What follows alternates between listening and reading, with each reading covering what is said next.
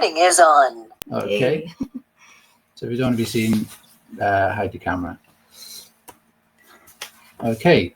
So, yeah, so read the disclaimer. So Danielle's going to just briefly go over the biological laws, isn't it? Yeah. And then we'll get into the questions we've had. So this is just like a really, really brief overview, really, of the 5 biological laws. Just in case anybody hasn't come across them, I'm sure you all have. So that's why I'm only going to be very brief. So the first thing to realise is why Dr. Harmer called them laws. They are biological laws of nature. It's kind of on a par with the laws of physics in my book. They underpin everything in nature. So we can see these laws when we look for them in everything, in all of nature. And I was thinking the other day of the breaking of a wave actually follows the compass that's in the second law. You know, it's actually quite fascinating. It's like we're observing the divine wisdom of nature, really. So the first biological law is the iron rule of cancer, which states that every disease is a special biological program which is set off by an unexpected, highly acute and isolating conflict shock that occurs simultaneously in the psyche, the brain, and on the corresponding organ.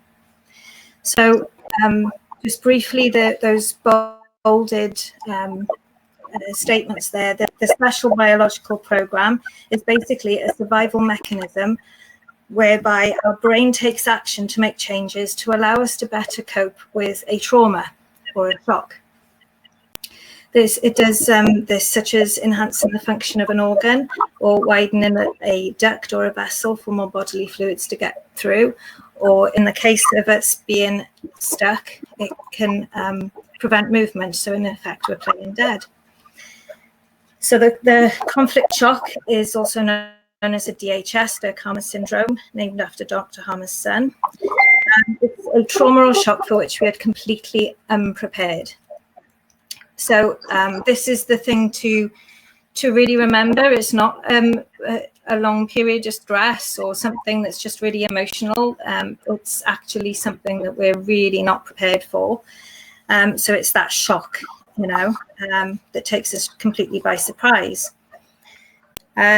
So the psyche, the brain, and the organ correlation, what Dr. Harmer found was that the biological program and healing took place simultaneously in the brain and organ and the psyche, suggesting that there is maybe not even any communication between them, but they are actually operating as one.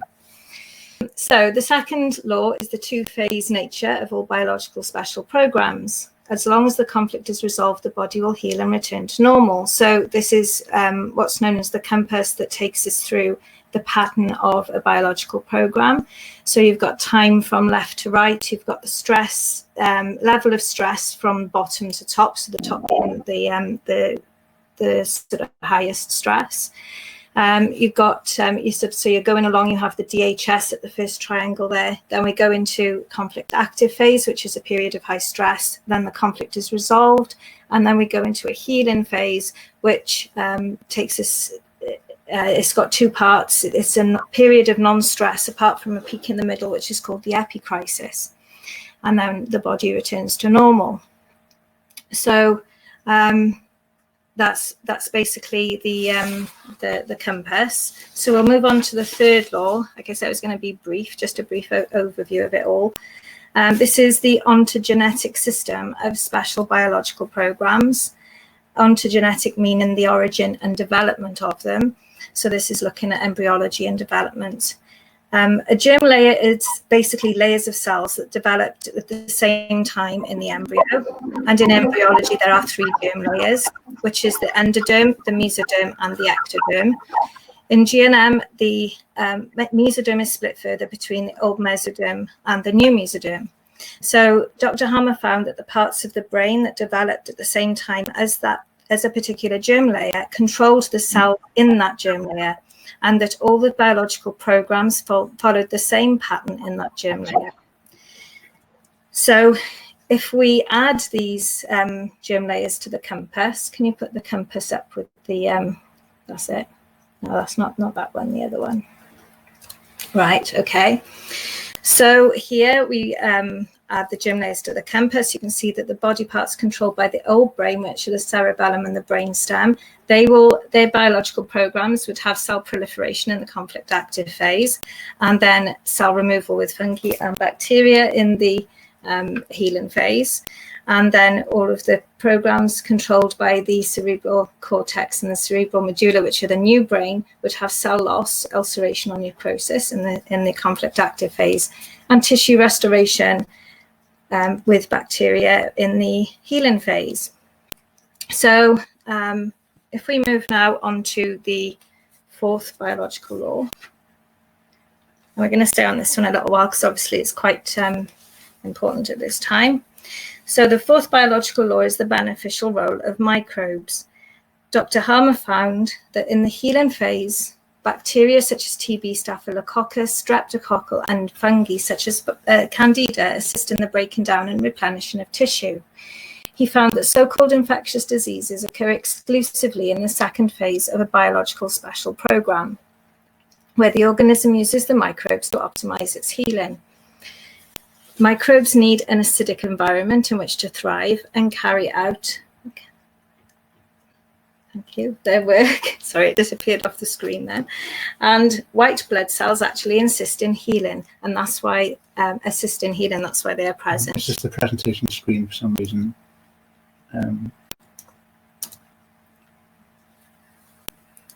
Okay. Presentation screen. Okay, while you work that out, then I'll just carry on speaking. Yeah. So there are a lot of assumptions made here in medical research when coming from the old perspective, because this is the phase that we have symptoms.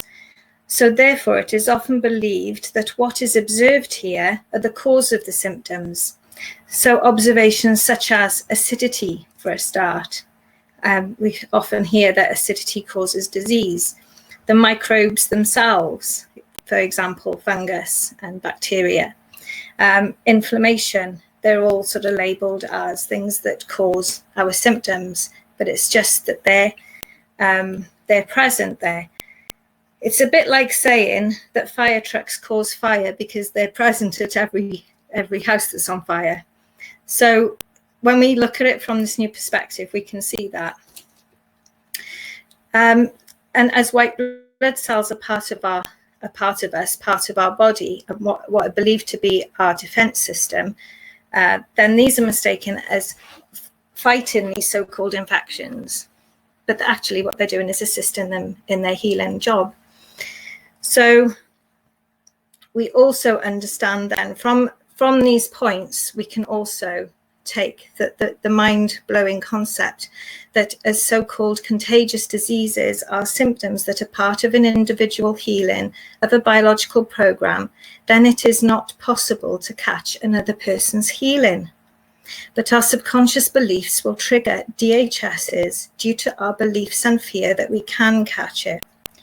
Or alternatively, we can experience the same situation that causes a similar conflict shock, which will trigger the same program, making it appear that there is some sort of outbreak. So we'll move now on to the fifth biological law. Any questions, just type them in the chat. The fifth biological law is the quintessence of GNM, which means the fifth and the highest element that permeates all. And it states that every so-called disease is part of a biological special program of nature created to assist an organism, humans and animals alike, during unexpected distress and comprehensible in the context of our evolution. So basically, the old perspective says that disease is malignant and we need to interfere and defend ourselves. We need to fight as there are so many germs and things that are attacking us. It is completely fear-based. The new perspective says that we are at one with nature, that what we call disease is meaningful and once served for our survival, and that we exist in harmony with all around us. It also says that our bodies possess the wisdom and knowledge to do what it needs to do. So we'll have a look now at the biological program related to this apparent outbreak. let's have a look at territorial fear then. So the symptoms of the apparent virus are experienced in the bronchial mucosa. This is triggered by the program that's running in the bronchial mucosa is triggered by territorial fear conflict. So what is this? Not that one. The description of it. I've highlighted a few things here that are particularly relevant at this time. So it's any sort of threat or fear to do with the territory. Now, your territory can be your body, your home, your town, your neighborhood, your country, your world. It can be anything so that you regard as your territory. So I've highlighted a few things here. Fear regarding one's own safety, as well as the safety of the pack. Well, obviously that is going to be quite relevant at the moment. I've also highlighted fire or flooding. Now, a couple of weeks before this virus started coming on the scene, our village was flooded, and there was a village not far from us as well that was almost completely devastated by flooding. So, and there was a lot of flooding as well all around. Luckily, our business escaped because it's very, very slightly up a hill. But it was terrible, wasn't it? Some businesses have been completely gone and homes. So this is something that's been really relevant recently. An acute medical condition, obviously this is being portrayed as an acute medical condition, so that's quite relevant at the moment. Hospitalization, not only I'm going to come on to a hospitalization conflict, but also hospitalization can lead to this territorial fear conflict too. As we go further down, an adult's panic can also create a territorial fear in a child. So we hear that it's quite rare for babies and children to get this, but there are a few. So the thing is, they haven't got the conditioning, the fear of all of this. But if their parents are particularly sort of pushing their fear onto them, then they could be causing this, you know. Unborn children experience the conflict in the womb. So, you know, wasn't there a baby born with it or something, you know? And there was a few like sort of people saying, oh, that's because the mum had the flu shot or whatever. Well, maybe, but maybe the baby had the conflict in the womb. The fear of losing a partner. When a loved one is seriously ill, hospitalized or diagnosed with cancer, being cancer is being a fatal disease, but also obviously this is being portrayed. The fear of it is something that can kill people, kill thousands of people. So that could be relevant here as well. A territorial fear can be shared by people of large regions, such as pandemic fear-mongering. So there we have it. So I've sort of recent territorial fears. We've got the 5G. That's a huge fear for many, fearful of what's going to happen in their territory, in their body, with their family, in their town when 5G is switched on. We've got flooding, we've got the mandatory vaccination threats. This is another territorial fear that could be translated as a territorial fear.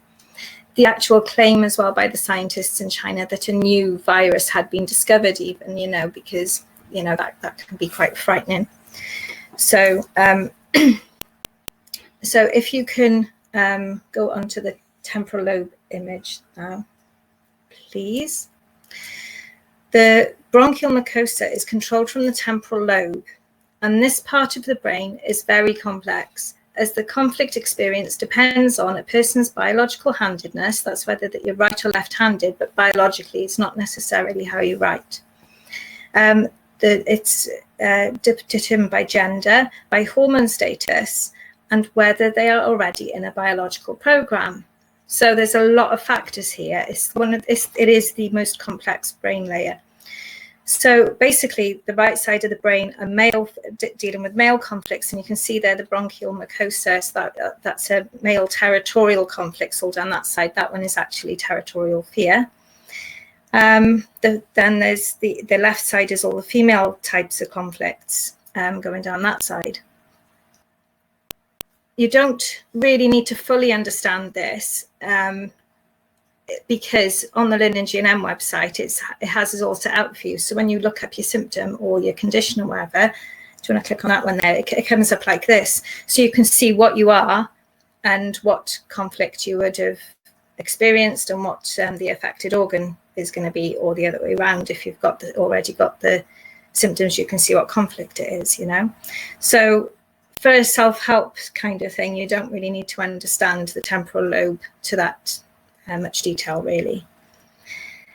So, but what this means is, and this is what I find really interesting, this is where I've put GNM to the test a lot, you know, and it's helped us to sort of really embrace it by applying it to things, isn't it? Saying, well, how does GNM explain this and that, you know, this has really helped.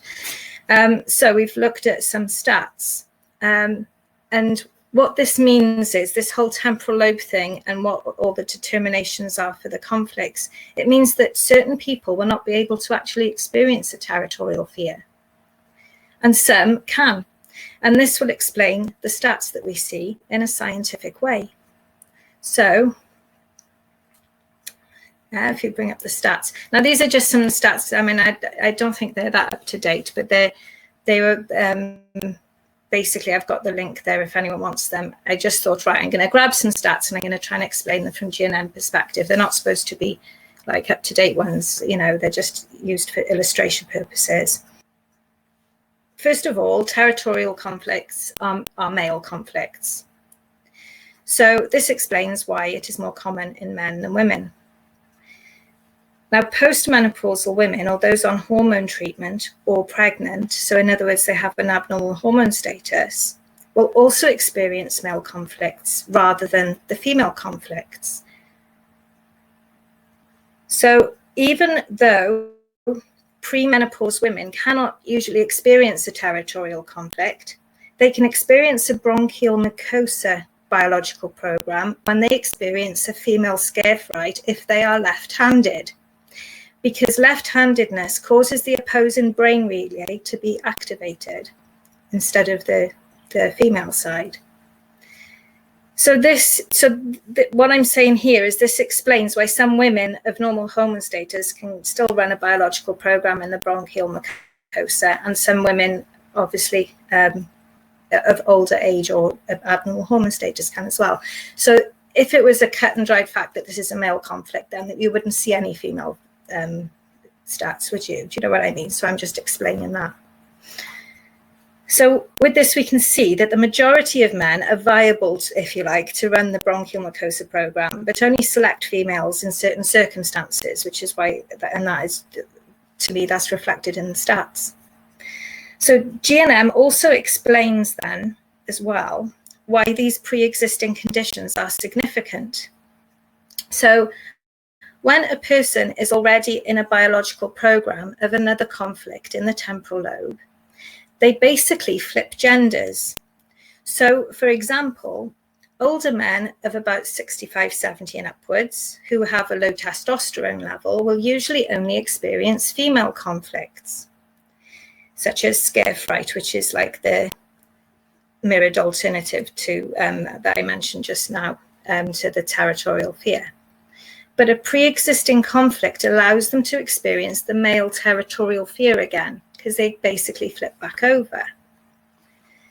I hope that makes sense. And these pre-existing conditions listed here are significant as they are mostly programs that are controlled in the temporal lobe, which will have that effect of allowing the territorial conflicts to be experienced again. So the cardiovascular disease, then that will be like coronary vessels and the heart, and you've got diabetes, the glucose center is in the temporal lobe. The chronic respiratory disease, you've got the bronchial mucosa, and the bronchial musculature as well. Hypertension, as well as the cardiovascular system.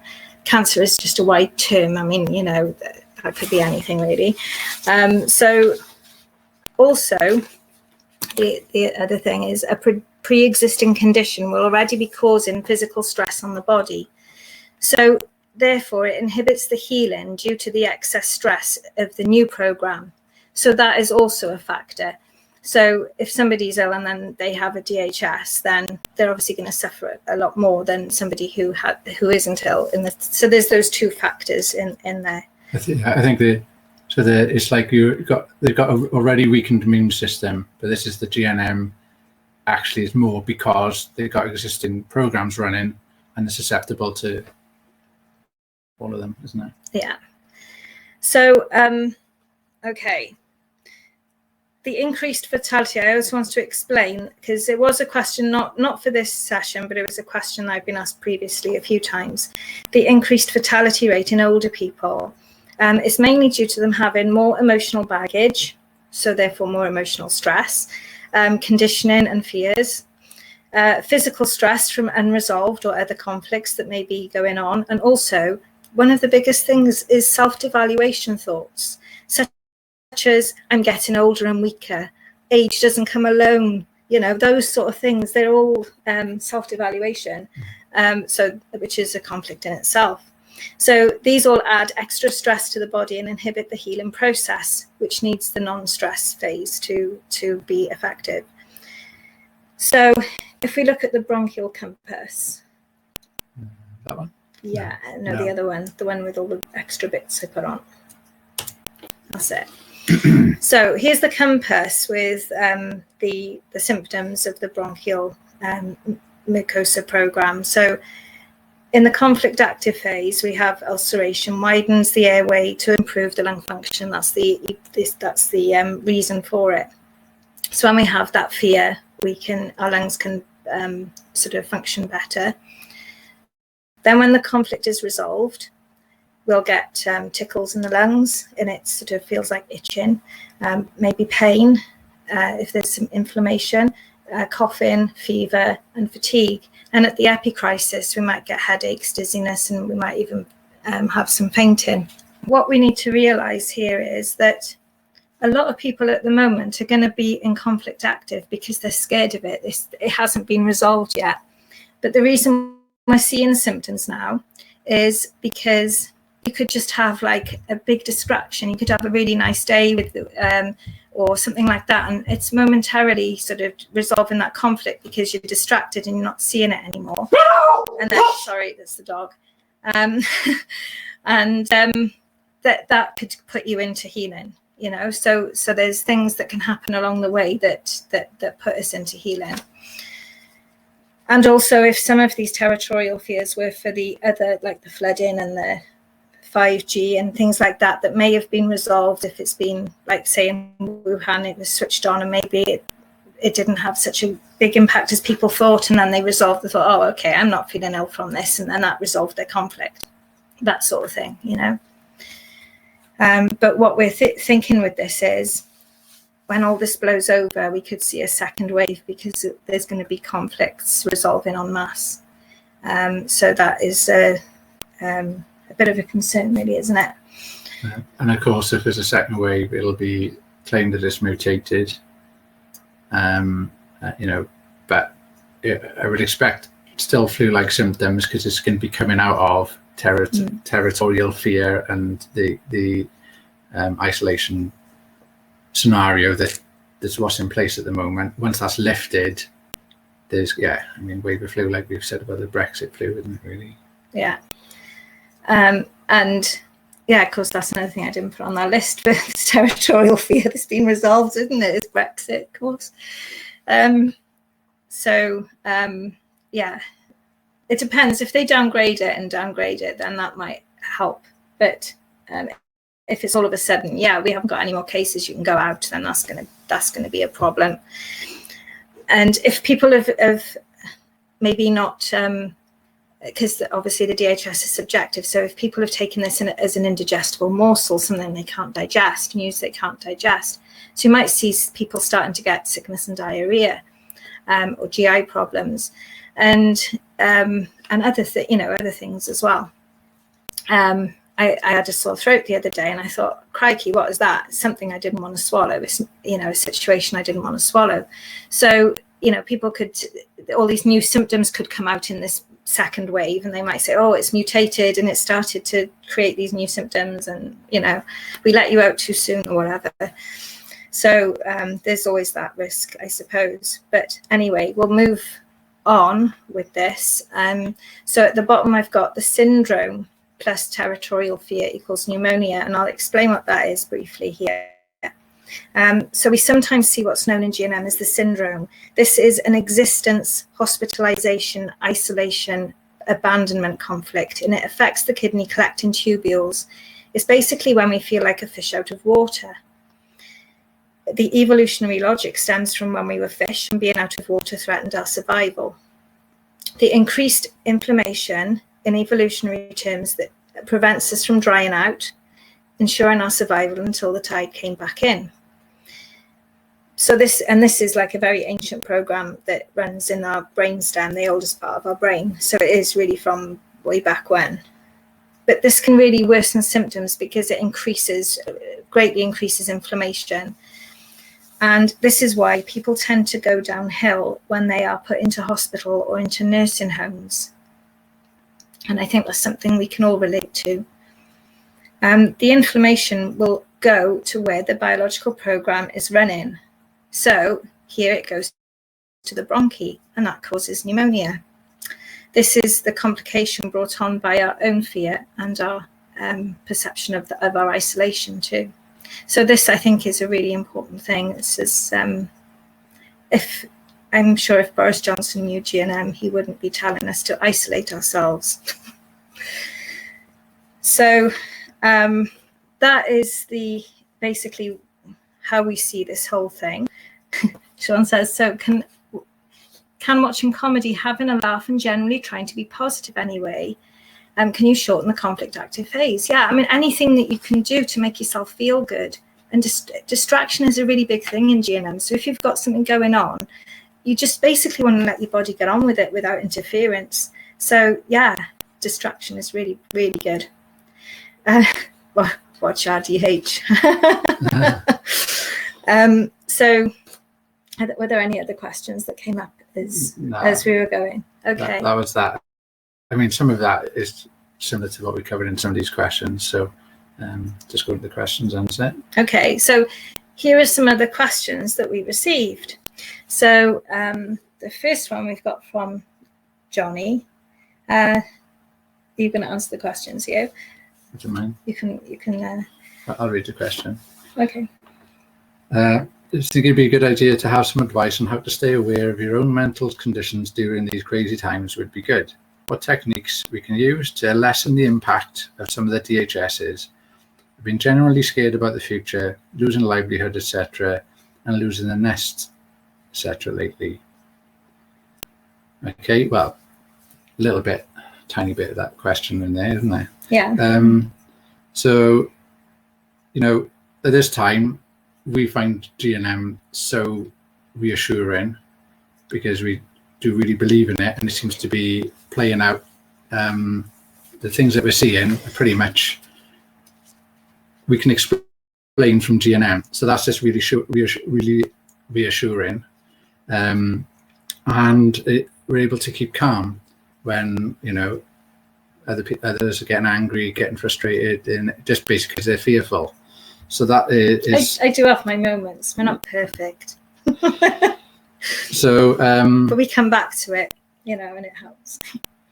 Yeah. So I mean, we made a couple of notes. Yeah.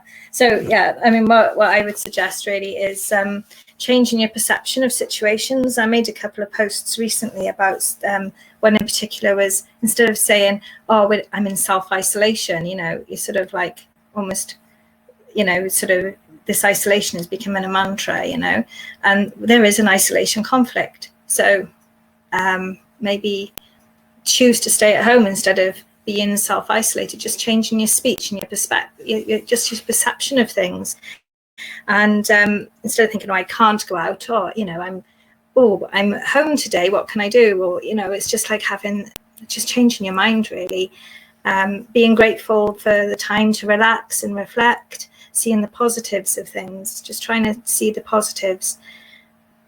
Also, there's a lot of uncertainty about the future. I mean, we're quite hopeful that this might be a really good change that we're going to see. But there's also, it could go one way or the other, couldn't it, I suppose? And you could just get carried away, and you could just get so emotional by thinking and so anxious about thinking of what could and could happen and what does this mean and things like this. this time we just need, especially because it's a health issue that we're dealing with, we need to just remove the fear as much as possible and remove the stress. And what I find is the distraction is a really good thing. As we've said, that's a really big thing. But it's things like mindfulness and just bringing your mind back to the present and think, okay, what can I be sure of? If I can't be sure of the future, what can I be sure of? And focus on what is certain in your life. And the only thing at the moment is the present moment. So focusing on the present moment and making the most of it, and just doing what you want to do. So apart from obviously going out and meeting with others, the other thing you were saying about is trying to help others. Yeah, I mean, using it because we are just calm with this because it's a non-crisis to us, obviously, but there are implications from possibly restrictions and future restrictions and freedom, but we're not worried about the health aspects other than people getting hospitalized or the effect of the isolation. So, but with GNM, we can work through it. We can, work out what's happening with people that are vulnerable and isolated, channel our efforts into being calm and reassuring them to lessen the effects. It's all about downgrading. And so, if someone's really scared, I spoke to a delivery driver the other day, and I stepped within a metre and a half of him, and he's got really panicky. And I just remained calm, respected his area.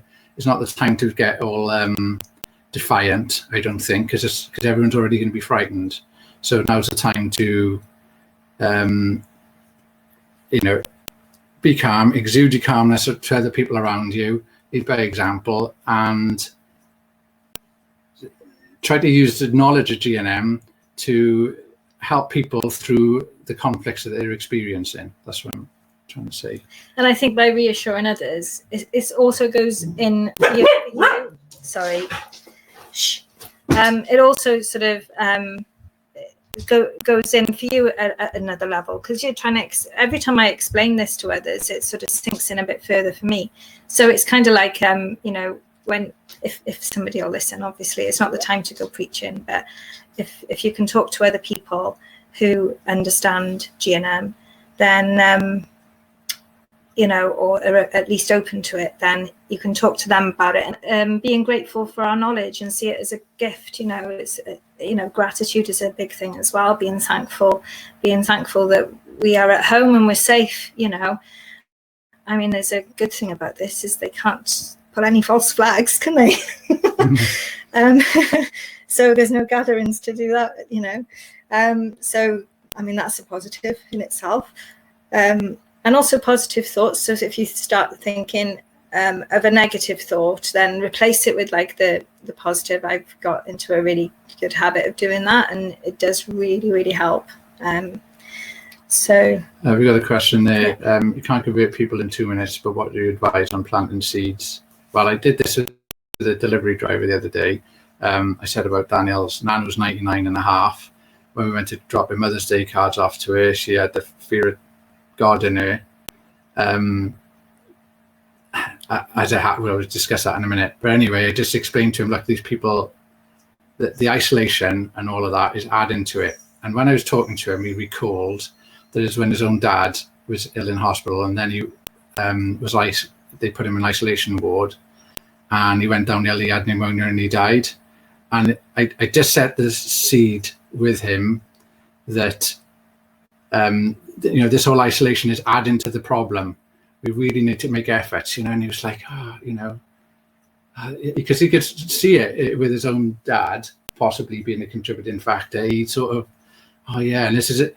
Then he said, I think he's going to give his mum a call after that. It was like it kind of changed him. It calmed him down because I just remained calm and I'm respectful of his distance all throughout. So that type of thing, everyone's different. You can speak to some people a little bit more detail, but like you say, just little things like that. And there's a couple of other examples on other questions now. hopefully. Yeah, I mean, there's another question here where we'll go into that a little bit more. Sean's saying here, the Facebook page provides great comfort knowing that there's others out there with the same beliefs and an opportunity to check your thoughts. I actually totally agree with you, because when we first learned this, we didn't know anybody who knew it, and God, that was really isolating. And we were thinking, who can we speak to about this? So yeah, I'm glad I started the group as well. Okay, so moving on to the next question then. So Emily has asked, and I know she should know better by asking this, but she asked, is there anything we can do to support our immune system? And I know she said immune system with a, and I know it's not really an immune system. So making that point, the immune system is a support system. And it's because the components of the immune system are actually assistive to our healing. So Dr. Harmer referred to it as a support system. We don't need an immune system. We don't need to fight anything. There's nothing to fight. We are nature. Why would we fight with what we are? So what I would suggest is completely different to what I would have suggested a couple of years ago. I would have said, cut out sugar, cut out wheat, cut out this and that and the other. But no, basically just look at your body as something that's natural, and what you're trying to do is create the least stress. So if we do go into a biological program, then our body is not already under stress, that it will be able to heal effectively. And also, the less stress we have, the less likely we are, the more calm we are, the less likely we are to actually experience DHS in the first place. So we're minimizing stress on the body. Now that's physical stress, so eating foods that are as nature intended. So the more processing,